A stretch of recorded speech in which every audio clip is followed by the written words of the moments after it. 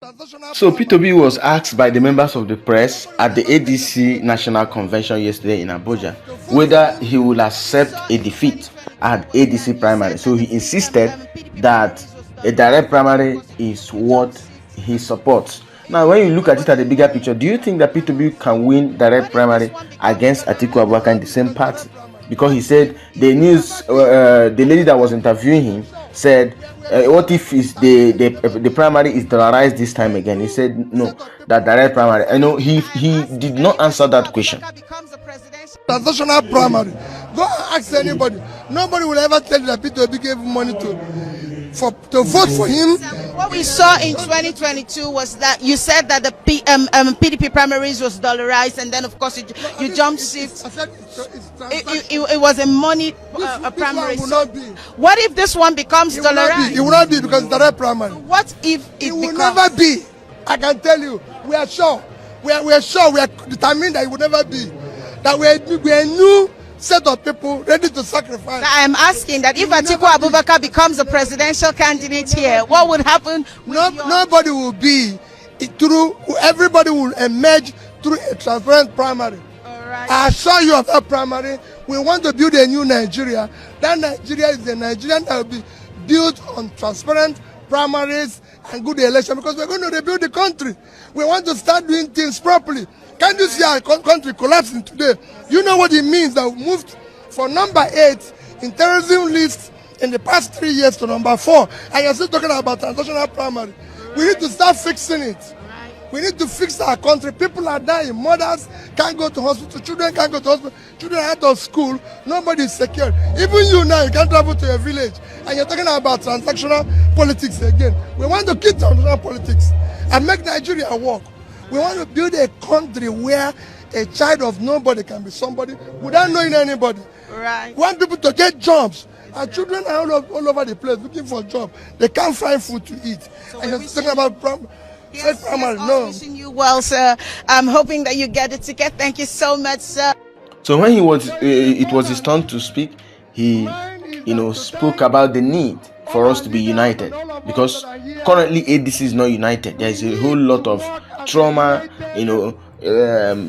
court order versus court order, huge problem in the party. So the country needs to be united. He spoke out against the insecurity in the country, how that Nigeria moved from 8th position to now 4th position, 4th in the table of terrorized, the most terrorized country in the world.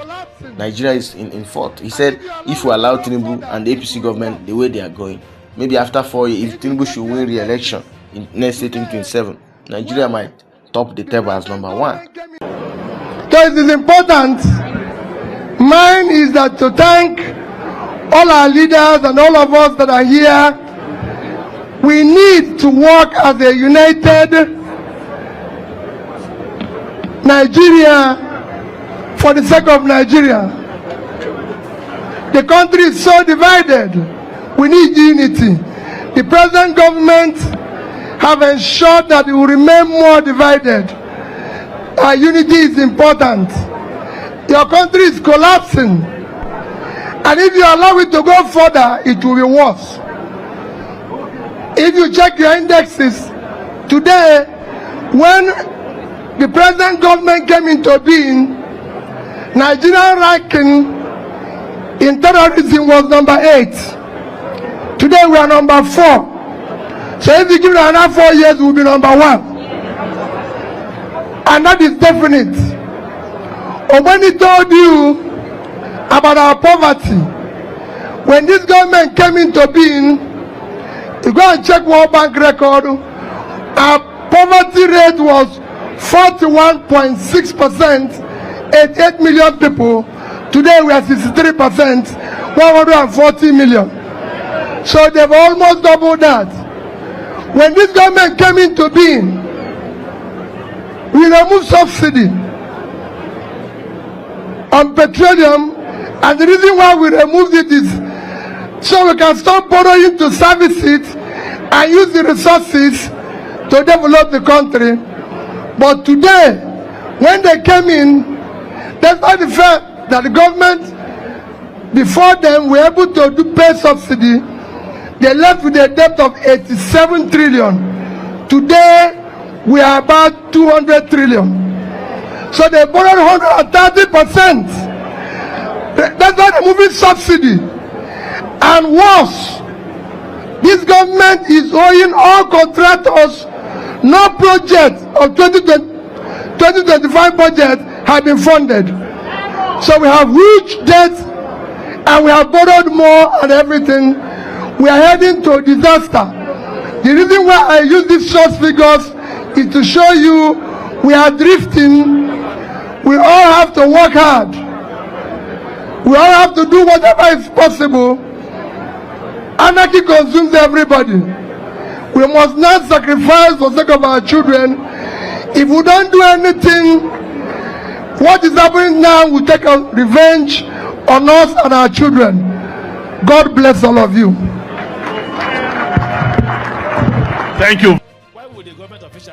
Then I just love Rotimi Amaechi's speech, bold and calculated. Said, how can you be told not to gather? We have in our constitution freedom of association, freedom to gather, freedom to express ourselves. It's just that sometimes we behave as if we are third-class citizens or fourth-class citizens among our fellow people. So when you come, why would the government official try to deny you your right to gather when the constitution says you can gather?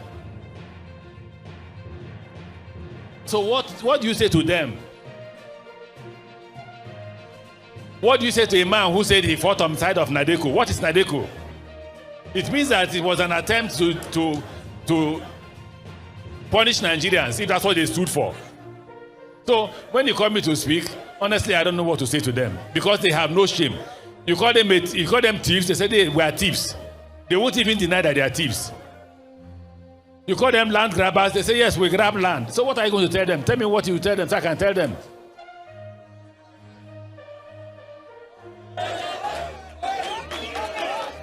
How can a man who said he's a Democrat, he was fighting on the side of Nadeko, be stopping democracy? Tell me what to tell President Tinubu.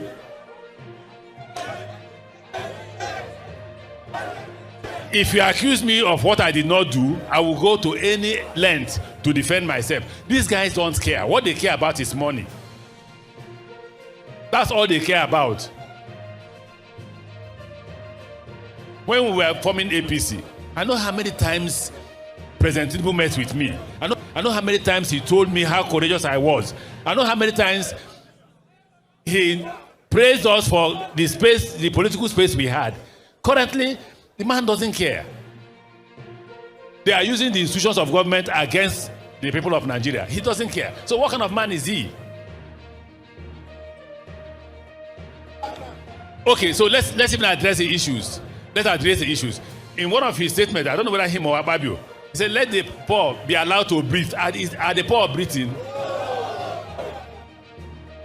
How do you introduce, I said 20% tax. He said, they corrected me, they said they are 30%. Company tax is now 30%. It means if you have 100 million in your account as a company, they will take 30 million. What are they doing with the money? I watched yesterday, Nasarawa. People were running away from their community like civil war. The civil war image came back to my head. And I asked, look, when I was governor of Rivers State, you can't commit a crime in Rivers State and I will sleep. I'm not saying you will sleep. I won't sleep until I get you. When I get you, then I go to bed. Ask General Bello, ask IG Suleiman, was my commissioner of police then. All of us will not sleep until the person is arrested. Here, your citizens are trekking from one village to another as civil war, and you're doing nothing. You are going to address them at the airport. President, me, as governor, I went to the point where they say these criminals were, and I addressed their community. A governor in Plateau was inside the APC. He entered the APC. APC is armored personnel carrier to address his citizens. And we are in Nigeria. The first thing a leader will do is if there is war, you'll be in front. That's why you're a leader. If you don't want to be in front, then go back and allow another person to lead. The taxes they have imposed, wait, June is here. When they start collecting annual company tax, you will see what will happen. Nobody can buy petrol. Nobody can feed. Let me repeat for those who attack me. If you Nigerians are not hungry, I am. You can attack me as much as you want. The situation is bad. It's terrible. And if you think President Tinubu will give you power, you are wasting your time. ADC must come together, decide on a viable candidate. It must be a viable candidate. We did it in APC. When we joined APC, we looked for a viable candidate and we stopped them. No ethnicity, no religion. If you do ethnicity, we are back to square one. It's ethnicity and religion that brought you here.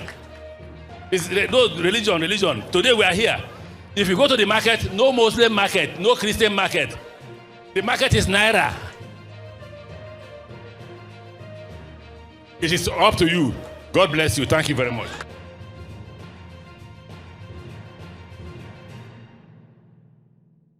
So I just love the points he reeled out. Tinubu said he fought against Nadeko and all of that, but he just working against what he preached. I mean Tinubu and his government. So he said there is no need for selecting a candidate in this ADC based on tribe, based on religion. And according to he said there is no Muslim market or Christian market. Every economic issue or situation we have in this country, everyone is feeling the heat. It's affecting everybody. So for Chibike Amaechi, ADC must select a viable candidate. That's the word he used, viable candidate. But do you think that viable candidate will emerge? Atiku Abubakar, will he also overpower this one?